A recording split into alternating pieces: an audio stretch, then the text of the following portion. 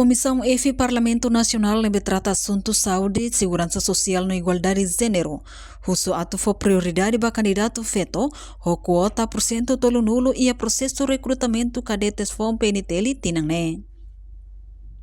Quarta-feira, Presidente Comissão EFI, deputada Maria Barreto Gorumali recomenda ao Ministério Interior o Comando Geral PNTL atu na fatin tau prioridade ba ia feto e a processo recrutamento cadetes FOM ter quota nebe ia ona.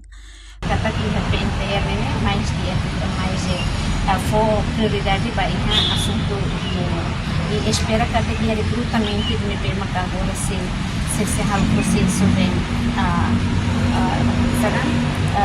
foto formulário e depois se ela teste também e a mim primeiro recomenda para ser excelência senhor ministro do interior e segundo recomendamos para o comandante geral PNTR numa só minha comandante terceiro que deu a direção de recursos humanos e a PNTR minha kata e que tá haluha tá uma fase prioridade 30% quota para ir feito na demanda participa e na processo de recrutamento também.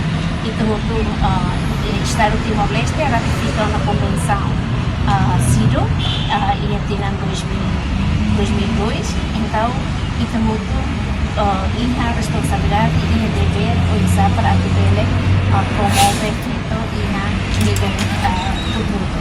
E temos a carga que recomendamos que a plataforma Congresso feito em nível funcionários isso se na parte usar para poder cumprir na parte Bahia quota 30% vai feito assume a posição vamos participar e recrutamento e na setor produtor e Timor-Leste.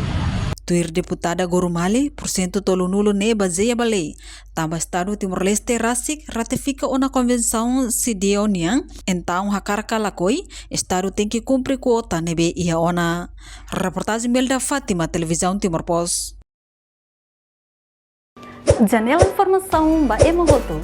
Atua tem informação atual dia kliu, kita haluha, haneham botão subscribe, like.